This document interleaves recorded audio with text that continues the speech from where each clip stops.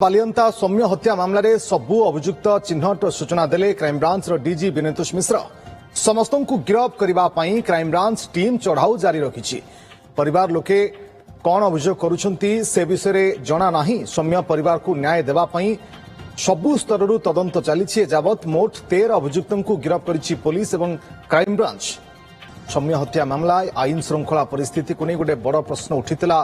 भिड़ हत्या क्यों भली परिस्थिति घटिला एवं एथिपाई दायी किए सेपटे पुलिस एवं परवर्ती समय क्राइमब्रांच तदंतरु कौन पदक्षेप नेउछि तापरे मध्य नजर थिला। किंतु बालियंता सौम्य हत्या मामलें सबु अभियुक्त चिन्हट होइतिबा सूचना दैछंती क्राइमब्रांच डीजी विनीतोष मिश्र।